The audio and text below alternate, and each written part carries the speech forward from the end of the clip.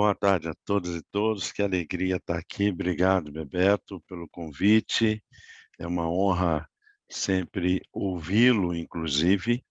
Aprendo muito todas as vezes que o ouço. Louvo a Deus por estar aqui nessa tarde. Espero receber o convite para estar amanhã e depois também, né, para participar aqui com vocês e aprender também com vocês. E é muito bom pensar sobre este assunto que tem, obviamente, mexido bastante conosco já há muitos anos, e eu estava lembrando-me aqui de uma atividade que a nossa igreja brasileira fez, na verdade, em parceria com a Frente de Evangélico para o Estado de Direito, e nós fomos distribuir esses cartões de voucher também, e com uma comunidade muito, muito pobre, muito vulnerável, mas umas irmãs, todas evangélicas, e mulheres em situação de muita vulnerabilidade, 25 mulheres e tal, entregamos aquele cartão, e eu fiquei observando que das 25, somente uma era branca.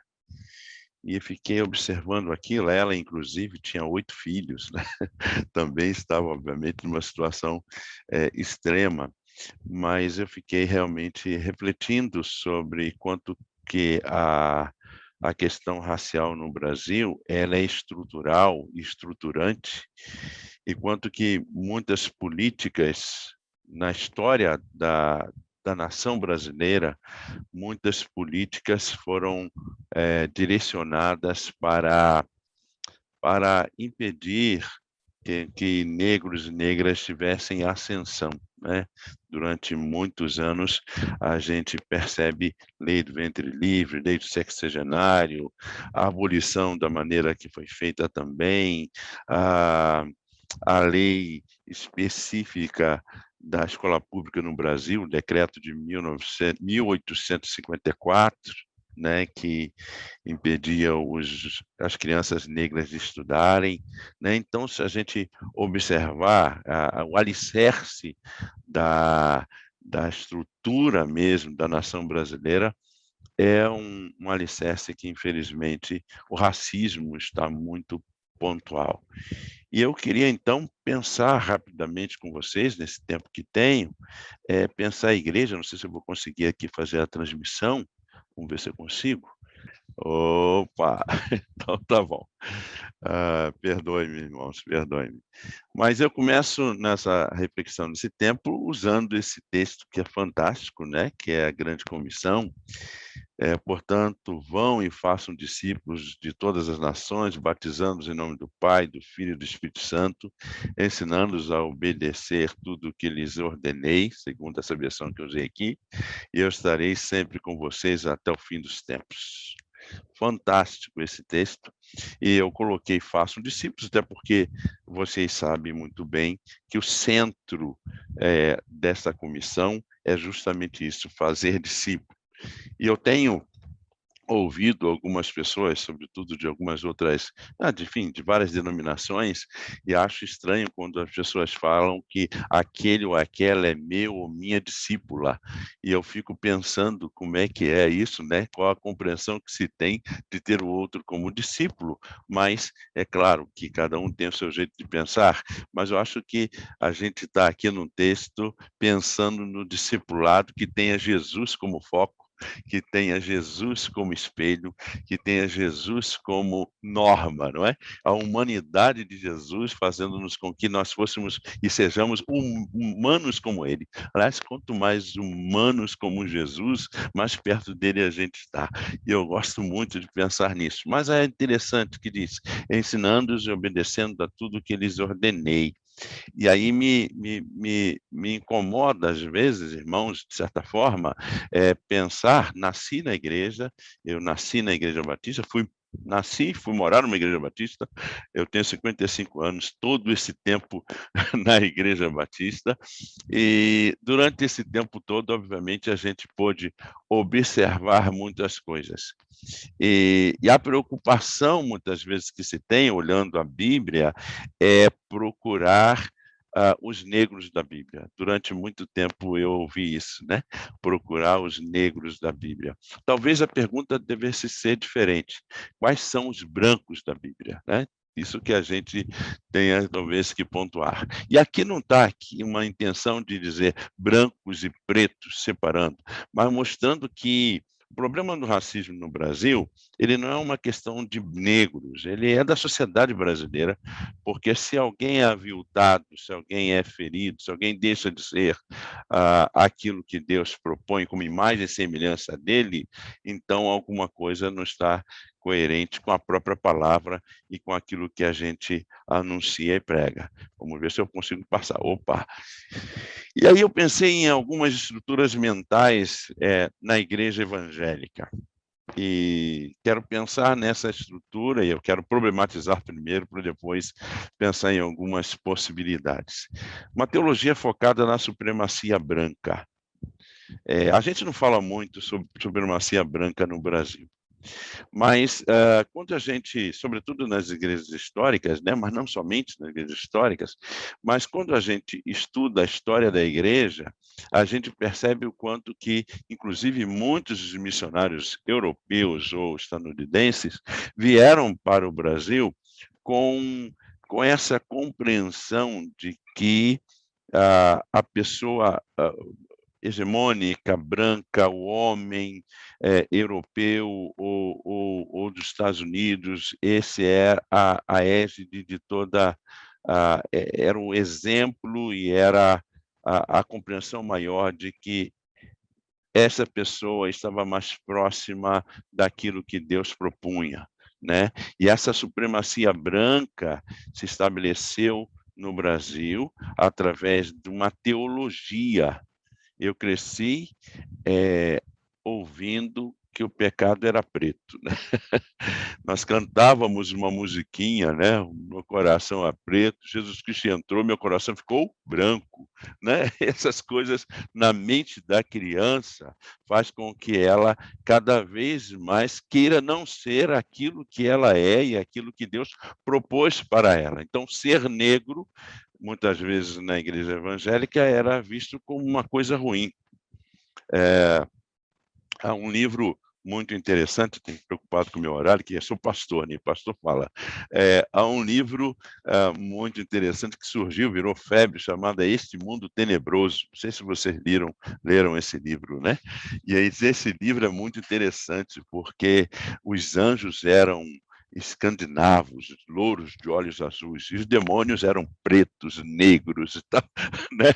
Uma coisa assim terrível, e virou febre essa leitura no Brasil. Então, estou dizendo isso, montando uma estratégia, de alguma forma, que fez com que muitos negros não se vissem como negros, não se aceitassem como negros, e, às vezes, a igreja tivesse ações racistas, sem perceber que estava até reforçando as ações racistas.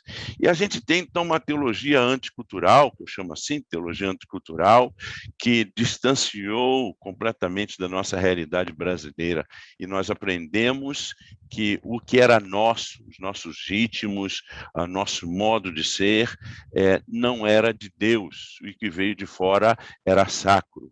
A gente tem, então, uma teologia abstrata e muitas vezes muito racional, que nos se coaduna com a nossa realidade, o nosso jeito de ser enquanto brasileiros. Mas eu tenho que pular para falar rapidamente. E aí surge, então, uma educação cristã, dentro da minha compreensão, como resultado de uma teologia racista. A enculturação racista dessa branquidade na infância, não é? Sobretudo você que trabalha com criança, é importante refletir seriamente sobre isso,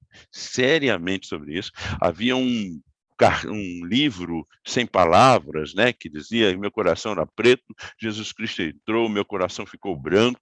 Essas coisas todas, desde a criança, uma linguagem subliminar, vai dizendo para a criança que o melhor a fazer é ser branca, porque ela, como negra, não era amada, não é amada adequadamente por Deus. Isso é muito, muito sério. Um distanciamento da história negra na Bíblia, não é? Como a gente já aventou um pouquinho, a indiferença das questões sobre negritude a partir da igreja. Graças a Deus a gente tem visto muita coisa diferente neste país, mas ainda assim há uma necessidade de se refletir um pouco mais a partir da palavra sobre a questão da negritude nas igrejas evangélicas. E aí nós devemos pensar numa metodologia para um discipulado antirracista.